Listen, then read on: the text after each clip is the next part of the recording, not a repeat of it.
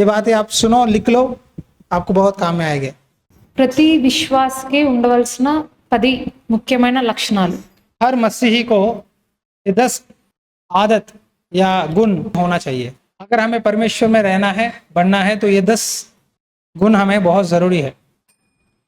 First point, ఎవరిని బట్టి నీ ప్రార్థన జీవితమును నీవు విడిచిపెట్టకూడదు. कोई भी आदमी के लिए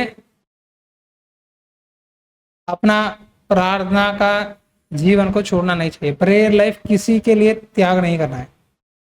ఫర్ ఎగ్జాంపుల్, ఇంట్లో భార్యాభర్తలు గొడవలైనా, మీ పనులు ఎక్కువగా ఉన్నా, మీ ఉద్యోగాలు ఎక్కువగా, మీకు పని ఒత్తిడి ఉన్నా, అనారోగ్యం ఉన్నా, దేనిని బట్టి మీ ప్రేయర్ లైఫ్ని మీరు విడిచిపెట్టకూడదు.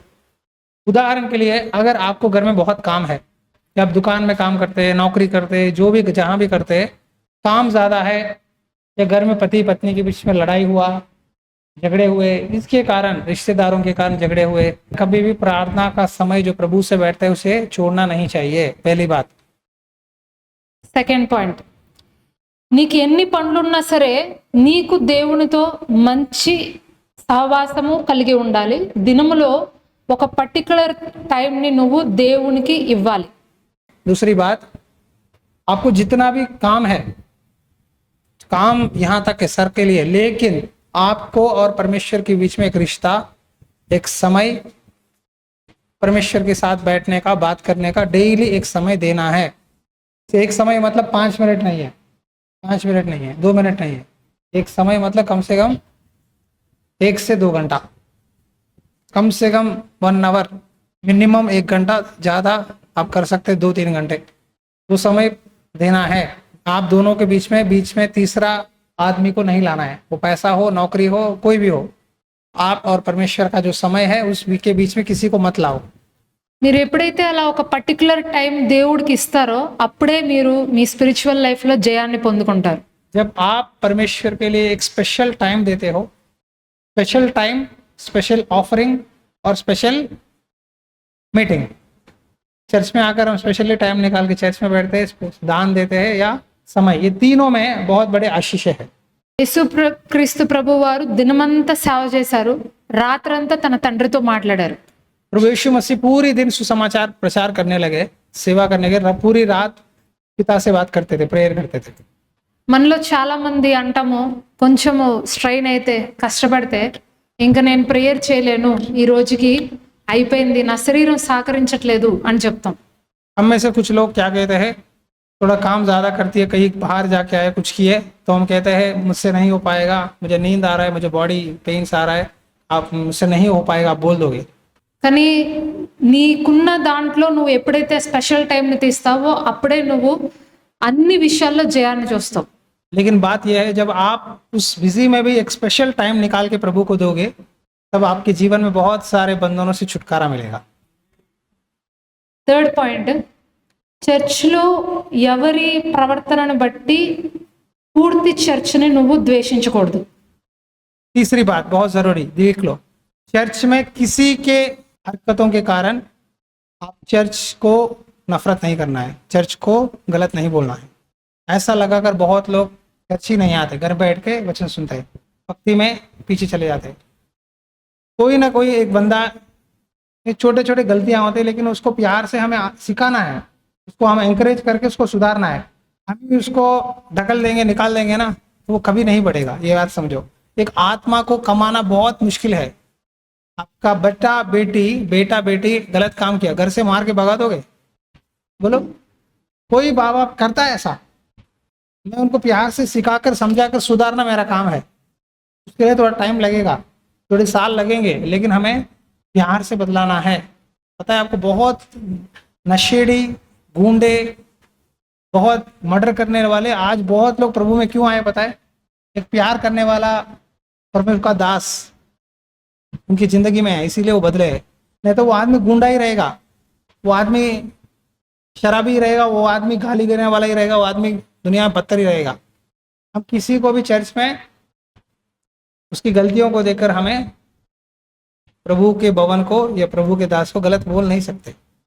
ఫోర్త్ పాయింట్, అలాగే నీవు సేవ చేస్తుంటే, ఒక విశ్వాసిగా ఉండి నువ్వు సేవ చేస్తుంటే నీ ఇంట్లో ఉన్న గొడవలను బట్టి సేవ ఆపకూడదు, సేవను విడిచిపెట్టకూడదు. अगर आप एक विश्वासी है, अगर आप चर्च में कुछ ना कुछ सेवा में पार्ट ले रहे हो, कुछ ना कुछ काम कर रहे हैं, तो आपके घर के लड़ाइयों, आपके घर के प्रॉब्लम्स को चर्च में नहीं दिखाना है और उसके वजह से आप सेवा में पीछे नहीं हटना है. అలాగే పాస్టర్ గారి మీద ఉన్న కోపాన్ని బట్టి పాస్టర్ గారు గద్దించారని లేకపోతే పాస్టర్ గారు తిట్టారని మీరు ఆ సేవను కూడా ఆపకూడదు. పాస్టర్ గారు గద్దించారని పాస్టర్ గారి మీద కోపాన్ని బట్టి సేవను ఆపకూడదు, ఆ సేవను వదిలేయకూడదు, లేకపోతే కోపంగా ఆ పని చేయకూడదు. पास्टर जी के ऊपर कभी कभी गुस्सा आता है आपको, पास्टर जी आपको वचन से कुछ बातें बोलते हैं, आपको अच्छा नहीं लगता, आपको गुस्सा आता है मेरे ऊपर, लेकिन वो बातों के कारण आप उनके ऊपर गुस्सा नहीं करना है. वो आपकी भलाई चाहते हैं, वो आपको सही रास्ते पे लाने की कोशिश में कुछ बातें आपको थोड़ा हार्ड लगता है, लेकिन वो भलाई है. उसके कारण आपको सेवकाई और वो चर्च नहीं छोड़ना है. అలాగే మీరు ఏదైనా పాపం చేసుంటే ఇతరుల పట్ల మీ చర్చ్లో మీ విశ్వాసుల మధ్యలో ఒకరి గురించి ఒకరు తప్పుగా అనుకుని ఏదైనా పాపం మీ హృదయంలో ఉంటే ఒకరితో ఒకరు క్షమాపణ చెప్పుకోవాలి, పశ్చాత్తాపడాలి. अगर आपको किसी भाई बहन के बारे में या गुस्सा आया या कुछ आपने गलत बोला, तो प्लीज़ याद रखो, उनके साथ डायरेक्टली हाथ मिला के सॉरी बोलो. तब आपके अंदर बहुत शांति आएगा, प्रेम बढ़ेगा और आपकी प्रार्थनाएं बहुत जल्दी सुना जाएगा स्वर्ग में. क्योंकि वचन में लिखा है, अगर तेरे अंदर कोई है किसी के बारे में, पहले दान है ना, ऑफरिंग, बेट, गिफ्ट प्रभु को देते हैं, वो वहीं रख दे. पहले जाके उनसे मेल मिलाप कर, तब आके मुझे बेट चढ़ा, तब मैं तेरा बेट स्वीकार करूंगा. तो किसी के बारे में कुछ भी है तो हाथ मिला के बातचीत करने से सॉल्व होगा. మీరు పశ్చాత్తాపడుతున్నప్పుడు మీ పాపాన్ని మీరు విడిచిపెడుతున్నప్పుడు దేవుడు మీకు కొత్త అభిషేకాన్ని ఇస్తారు. जब आप पश्चाताप करोगे, परमेश्वर से प्रार्थना करोगे, परमेश्वर एक नया अभिषेक आपके ऊपर उतारेगा. పశ్చాత్తాపము కలిగిన హృదయము దేవుడికి ఇష్టమైన బలి. पश्चाताप के साथ प्रार्थना करोगे ना, परमेश्वर को बहुत पसंद है वो बेट. 6th పాయింట్, చర్చ్ నుంచి వెళ్ళేటప్పుడు సంతోషంగా వెళ్ళాలి కానీ కోపంతో అసలు వెళ్ళకూడదు. जब चर्च से वापस जाते हैं घर को, शांति से, खुशी से जाना है. गुस्से से कभी मत जाओ, क्योंकि वो आपके लिए आशीष नहीं है. वो वचन आपके अंदर से शैतान उठा कर लेके चले जाएगा, वचन काम नहीं करेगा. एक खुशी हो रहा है तो शैतान आपको जरूर अटैक करेगा, आपका मूड खराब करेगा. प्लीज उसके बातों में मत आना, वो खुशी के साथ ही जाओ. चर्च से कभी भी हैप्पी से जाना है. हम प्रभु के भवन में आते हैं बोझ से, जाते हैं खुशी से जाना है. किसी के हरकतों से, किसी के कारण आप पर्सनल मत लेना. सीधा करने के लिए परमेश्वर ने मुझे रखा है और मेरे ऊपर प्रभु है. మీరు కోపంతో దేవుడి మందిరం నుంచి వదిలి వెళ్తున్నప్పుడు మీ వెనక దురాత్మలు వస్తాయి. जब आप गुस्से से चले जाते हो चर्च से, तो दुष्ट आत्मा आपके पीछे पीछा करेगा. आपके घर में एक्सीडेंट्स होंगे, लड़ाई होंगे, बीमारियां होंगे, अचानक से पैसे हॉस्पिटल में खर्चा होगा, ये सारे होंगे. कभी भी चर्च से जाने से पहले खुशी से वो वचन को सोचते हुए, मनन करते हुए जाओ, तो प्रभु के स्वर्गदूत, शांति, आशीष, बरकत मिलेगा. బైబిల్లో యూదా ఇస్కరియోతు హోలీ కమ్యూనియన్లో చేపెట్టి అది తీసుకొని చాలా కోపంతో ప్రభువుని పట్టించాలని వెళ్ళిపోతాడు. వెంటనే అతని వెనక ఒక దురాత్మ వెళ్తుంది. అతనంతట అతడే ప్రభువుని పట్టించినందుకు అది ఎలా ఎక్స్ప్రెస్ చేయాలో తెలియక తనంతట తనే ఊరేసుకుని ఆత్మహత్య చేసుకుంటాడు. बाइबल में आप देखोगे प्रभु यीशु मसीह आखिरी बोझ चेलों के साथ बैठकर खाना खाते हैं. आप में से एक आदमी मुझे पकड़वाएगा. कौन है? यहूदा इस्करियत है. यहूदा इस्करियत ने कहा, क्या मैं हूं? तो प्रभु ने बोला, तूने अपने आप बोल दिया. तो यहूदा इस्करियत पकड़ा गया यीशु मसीह के हाथ में. जब रोटी लिया, दाखरस लिया, फिर भी लेने के बाद सबके सामने ना उसका चेहरा दिखा नहीं पाया. उसको गुस्सा आ गया, गुस्से से बाहर चला गया. और बाइबल में लिखा है उस समय रात है. फिर वापस नहीं आया. उसकी जिंदगी में सुबह नहीं हुआ. वही रात फांसी डाल के मर गया. उसके अंदर ये आ गया कि मैंने प्रभु को धोखा कैसे दे दिया. तो इसीलिए गुस्से से कभी मत जाओ. गुस्से से उसने प्रभु का बोझ लेकर चला गया. एक गलती किया, पकड़वा दिया, दूसरी गलती अपने आप फांसी डाल के मर गया. 7th పాయింట్, ఎంత ముఖ్యమైన పని ఉన్నా వాటిని పక్కన పెట్టి ఆదివారం దేవుని మందిరానికి వెళ్ళాలి. చర్చ్ కన్నా ఏది మీ జీవితంలో గొప్పది కాదు. कितने भी जरूरी विषय हो, काम हो, चर्च संडे जाना है. प्रभु के भवन से, चर्च से संडे, प्रभु से ज़्यादा आपको कोई नहीं है जिंदगी में, ये याद रखो. 8th పాయింట్, చర్చ్లో ఎవరి గురించి వారి వెనక మాట్లాడకూడదు. దేవుడు అన్ని వింటున్నాడు. మందిరంలో మన ప్రవర్తన సరిగా లేకపోతే ఎక్కడ మనము జయించలేము. चर्च में अपना बिहेवियर बहुत संभल के रहना है, क्योंकि प्रभु देख रहा है मुझे.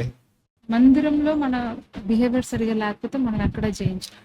प्रभु के भवन में अगर हमारा बिहेवियर, हमारा हालत सही नहीं है, तो हम कहीं भी आशीष नहीं पा सकते.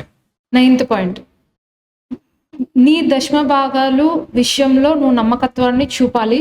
అలాగే నీకు దేవుడు చేసిన మేలులకు కూడా కృతజ్ఞత అర్పణను నువ్వు ఇవ్వాలి. आपके दशमांश में ईमानदारी रहना है, और आशीष मिला घर में, एक आपने चीज खरीदा, कुछ भी हुआ, उसका धन्यवाद भेंट देने में ईमानदारी रहना है, क्योंकि परमेश्वर ने तुमको ब्लेस किया है, उसे कभी मत भूलना. ये दो बातें जरूरी है. Next 10th point, very important point.